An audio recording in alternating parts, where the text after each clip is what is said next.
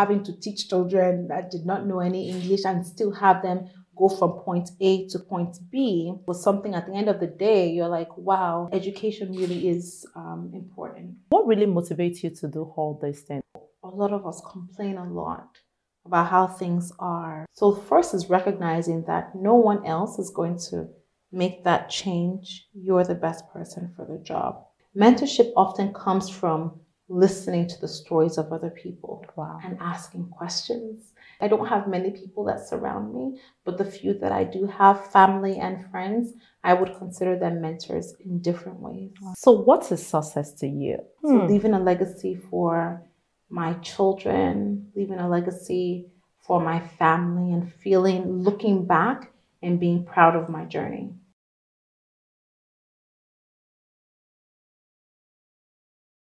Hi everyone, welcome to another episode of Be Inspired with Sumila Bute. My guest today is a seasoned educator with a deep-rooted aim to deliver on the promises that every child has the access to quality education and ability to strive in school and in life. She's guided by these core values on the path to success. Excellence is a habit. Integrity in all and results without excuses. She's currently the Director General Office of Education, Quality Assurance, where she leads a team of over 400 staff in 20 offices to create standard and ensure quality in all 20,000 schools below tertiary in Lagos State. She established the premier OEQA Collaborative Technical Committee with various governments, MDA to ensure holistic monitoring and evaluation. She also launched 2 key interventions, ReadAloud Lagos and Lagos Learn Together, and most recently spearheaded the reopening of schools through the Forward to School initiative. Through this initiative, schools digitally register online, take a certified reopening course, and a child protection course. Prior to this, she worked as the Senior Manager, Office of Teacher Effectiveness with the New York City Department of Education, where she designed material and trained over 200,000 principals on NYC First Teacher Talent and Development System. She holds degrees from Pennsylvania University, Columbia University, New York City, and Harvard University. Please welcome Abiola Ayeni. I'm so happy to have you here. Same here. I'm super happy. So I could see your career evolve around education. Is it a passion for you or just what was available at the time? Well, thank you for having me here today. Education has sort of evolved. I know very early on in my life, I never thought I would be in education, but I found myself at the end of university making a choice about where I would be. And there was just something that came up with an opportunity to impact the education space in New York City. You know, that's where I was raised and all. So I started thinking, wow, if I can make such change in New York City, how about Nigeria? It really had me thinking about Nigeria. So it was meant to be temporary, 2 years and go on to graduate school or something. But I've been in education ever since. Oh, so, wow. Yeah, it sort of evolved over time. Nice. So what impact has it made in your own life? So what impact? I think, especially if you are a Nigerian American, right? So you have Nigerian parents that believe heavily in education. So education has always inherently been part of the narrative that, generations tell their children, not just in Nigeria, but even when they travel abroad. So all throughout my life, it's always been, okay, you didn't come first. Does the person that came first, do they have 2 heads? What about you? Right. So it's always been something that has been there. And I think, going and living in the US, you realize that not everyone has that push when it comes to education, because of course, the reality for some people has been different. So, especially when you think of people that may be impoverished, they don't see the impact of education in their everyday life because the people around them have not benefited from education, so to speak. So it's been different. And I think when I decided to get into education, I saw it with the children that I was working with, how much more that space meant. So them coming to school, it meant food for some people. Coming to school meant having someone to listen to you. Coming to school meant a safe space. So although education is the reason why people come to school, schooling, learning has a potential for so much more. And I was able to really see that impact on my children, on my students, including children that maybe recently migrated to the US and didn't know any English. So having to teach children that did not know any English and still have them go from point A to point B was something. At the end of the day, you're like, wow, education really is important. Right. So you're in the public office right now. So, and then the field you find yourself into, being in the US, the standard, the style, the culture is totally different, right? Yeah. And then finding yourself in Nigeria. So how will you be able to navigate between the two? How will you be able to switch? What challenges do you face around it? I asked 2 questions, right? Yes. So how is it, and then what challenges do you face around it? Okay. Well, it's interesting that you mentioned, the balancing of the two, and I think oftentimes in life where there's pressure to fit into a box. A woman should be this way, a man should be this way. A Nigerian should be this way, an American should be this way. And when I initially came, there was a struggle, initially. But then I was able to sort of find my own box, right? So I was able to say that I am Nigerian, right? My name is Biola. You don't get as more Yoruba than Biola, right? So that is just it. I'm Yoruba. And, living in Nigeria for a few years, I came for youth service a few years, long time ago. But, when I came at that point, it was really a choice I had to make. Am I going to continuously compare this place to the US and to what I'm accustomed to? Or am I going to allow a new reality to spring forth? Wow. So when I came to Nigeria, things were different. I remember being very frustrated that, yes is not yes, and sometimes no is not no. So there's a cultural exchange that you have to understand, but you have to be open and willing to understand it in order for you to sort of absorb it. So I think that the moment I made, I had an open mind, I allowed my different selves to become one. So my Nigerian self and my American self, and recognizing that I can create a new reality, even one that does not exist. I can create a new pathway, so maybe even other people that see me may be able to refer to my journey and see themselves along my journey as well. Now, in terms of challenges, of course, there's so many. This is not my first time in public office. As you know, I was a civil servant at some point, and I may not have I definitely did not realize it at the time, but I do realize now, how much government is a reflection of our society. You have people that have a lot, and you have people that don't have a lot at all, and really understanding the cultural dynamic that exists within that space. So initially it was a challenge, Yoruba speaking and all that stuff, but now when I look back at that part of my journey, I realize that that portion is instrumental in me being able to not just survive where I am, but thrive where I am now within that space. And I think that if you can go through government, you can really go through any space, because it has a set of challenges just like any other place. How do you find happiness in what you do? Wow, that's a bomb question.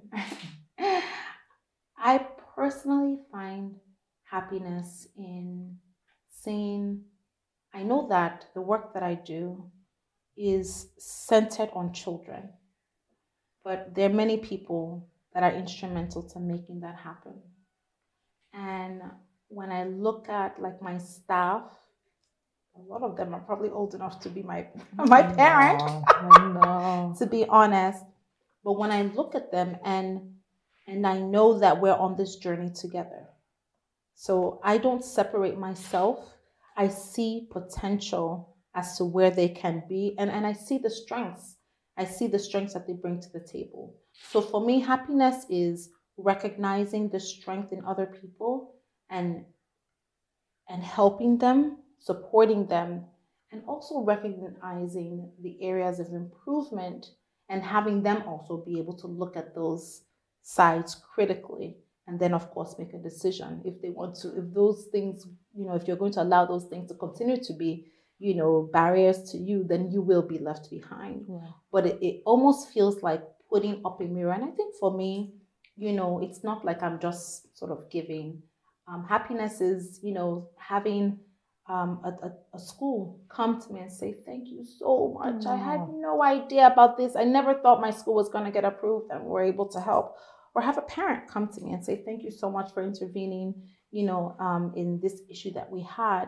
So, as a regulatory agency, we're not the favorite. We're not the darling. Yeah, in fact, that would take me to my next question. But before now, we're going to take a short break and then we'll be right back.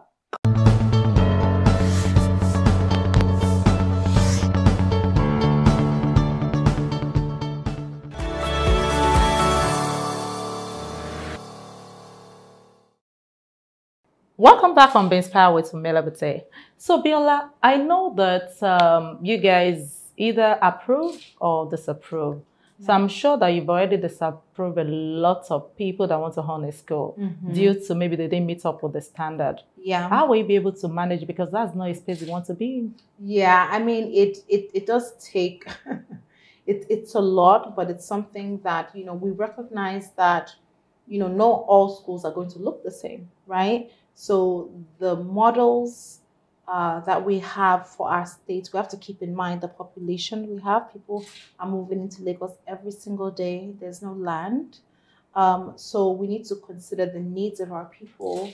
And then we need to make sure that we have templates that are realistic for this environment. So although we have a lot of schools are approved, a lot more are not approved. But even at that, the way we are positioning the agency is that of support while maintaining standards. So reaching out to schools that are not approved, understanding where they are, and then connecting them to the different resources that they need. Now, if they're serious, then they will go along that journey and there will be an improvement. If they're not serious, we have data, right? We now have data to say that, you've been, we've basically taken you under our wing for X amount of time and we've done A, B, C, D. Maybe this is not the business for you. Right. So we want to really take that approach because, I know some states have different approaches and for some people clamping down is important as well. We want to make sure that we're putting the needs of our children and our families first. Right. That's so good. Yeah. So, Biola, there's another question I want to ask because it's something that's so personal to me. There's a huge gap between the private school and public school. What is your office doing to bridge that gap? Okay. Well, it's interesting because when people think of private schools, people typically think of private schools as being under one category, but there are very many different levels within private schools. Most private schools in the state are low cost. We have schools that the tuition is about 50,000 a year, and some are significantly less. Some schools charge 100 naira a day, 50 naira a day. We do have those schools, and they're private. So, recognizing, like I was saying before, just recognizing the needs of our people. Now, definitely, if you were to compare very high-ranking private schools or even medium ranking private schools to public schools, it's the difference is clear. And a lot of that has to do with, the population that we have in a lot of public schools, right? Because we have limited schools within the state. So our office, what we do is we support schools and we support teachers. So we support schools in ensuring that they have the tools needed to be successful. When we go out to monitor schools, we're giving the schools data so they know where they are, and then we give them advice as to how they can get better. Now, recently, the office has kicked off our ReadAloud Lagos, which is a reading initiative to encourage children and their families. I actually must applaud you for that, because I know that was their initiative, and that is really amazing. However, before you go further, so how about the teachers? Do you guys train them? I mean, I'm talking about the public school here. Oh, so public schools. Oh, absolutely. Well, our office does it. We have TESCOM and we have SUBEB. So SUBEB manages all the teachers in primary schools, including the training. And then TESCOM manages all of the secondary school teachers, including the training. I know recently TESCOM rolled out, I believe, about, I'm not sure how many, I want to say about 10,000 teachers were trained using, it was a partnership with Microsoft. So with the 21st century digital skills, and I know that there are various modules that they had to take, and they got certificates at the end of that. I also tapped into that training for my officers. So I made sure that all 380 of my officers took that training as well, which took, I think, average about a month or more to complete. And it was mandatory in my agency, so it's just, good to sort of be resourceful and tap into the different opportunities that may arise, I could see that you're really making a whole lot of impact in what you do, which is quite amazing. That's why you worked during the Hambode tenure, and then you're back with Sanwo-Olu tenure. So what really motivates you to do all these things? I think for me, it's, a lot of us complain a lot about how things are, and, to recognize that, we are the ones we've been waiting for. We've been waiting for one person to make an impact, and we've been waiting for, when Nigeria would get to a place that we would be proud of. And just recognizing that, what, you have all it takes, to make an impact.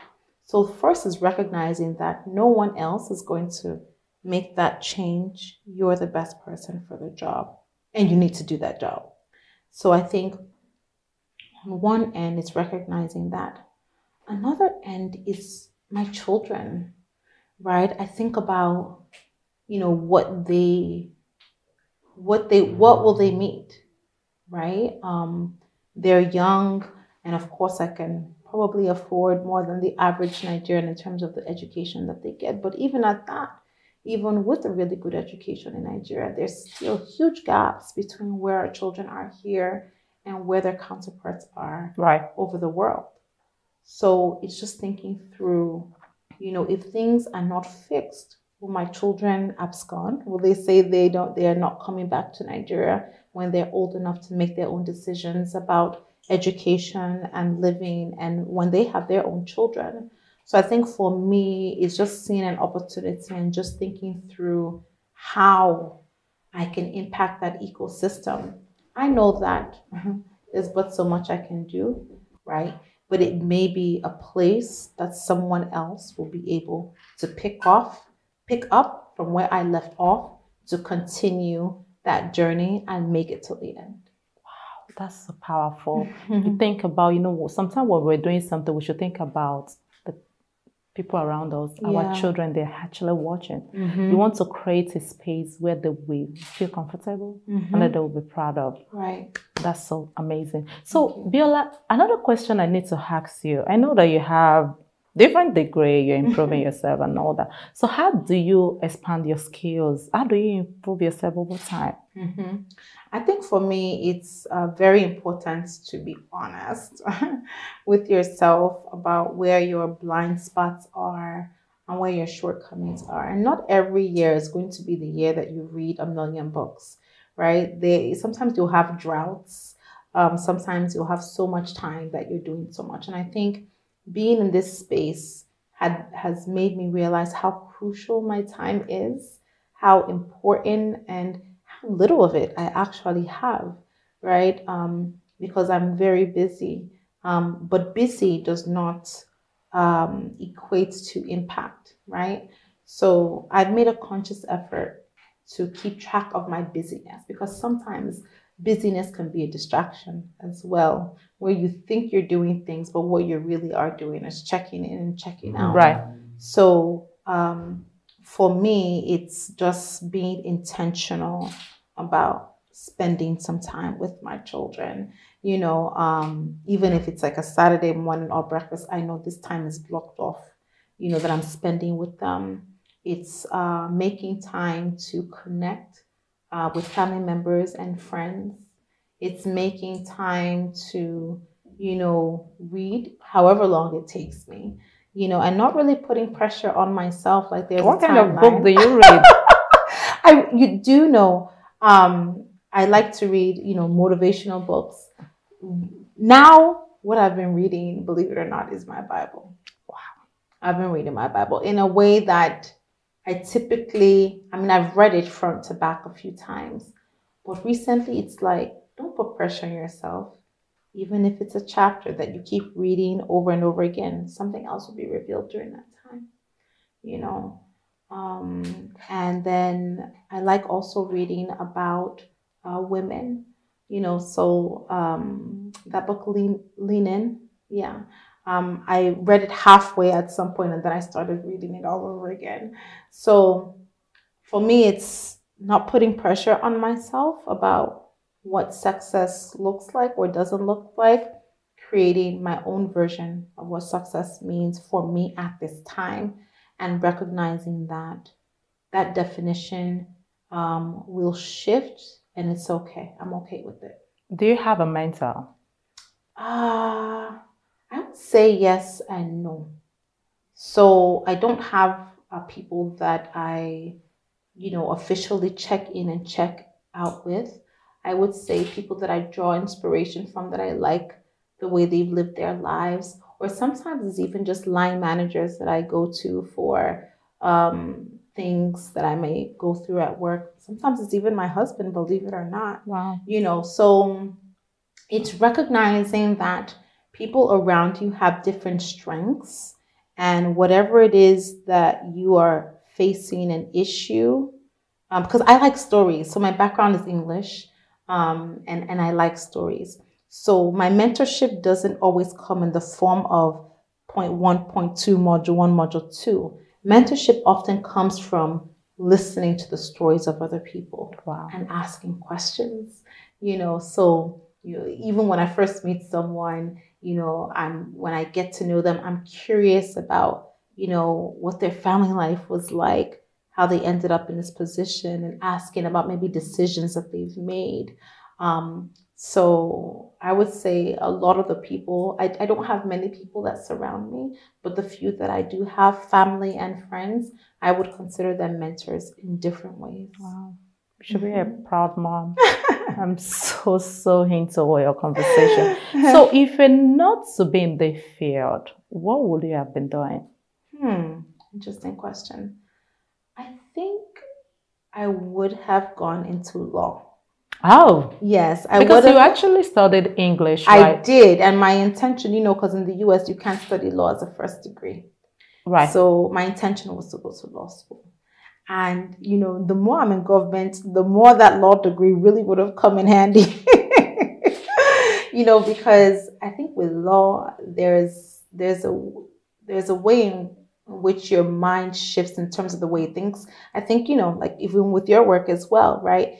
The way in which your mind has been trained to think, you may be able to apply it to different spheres. Absolutely. So I think for me, within government, it makes sense that it would be law, because there's a lot of strategy, there's a lot of politics, there's a lot of decision making and management. Second to that would probably be business. So maybe having an MBA probably would come as a close second, but law would definitely be number one. I still told my husband a few days ago, I don't know why I didn't go to law school. So do you see yourself going to private sector, or you want to remain in public office? Interesting. I think, when I'm done eventually, because I know that my tenure here has an expiration date. But when I'm done here, I definitely see myself either remaining in government in some capacity. It could be state or federal, or even more globally. I know, like when I was younger, I always wanted to work at like the United Nations. Oh, nice. So just working with policy. So like the degree I got from Harvard was international education policy, right. And most of the people that worked in that sphere are working with like UNICEF and UN. So I think for me, just thinking through at the back end where the very important decisions are made, making sure that I have a voice and that I'm representing people, whose voices are not captured at that table. So, yeah, and I think second to that would be maybe having my own a firm where I help people to navigate that process. Wow. Okay, so I really need you to recap on this one. So what is success to you? How do you define success? Success to me is contentment. So recognizing that so many better things can happen in your life, but recognizing that, I have everything I need and I'm okay with that. So, they say comparison is a thief of joy, so being content with every aspect of my life.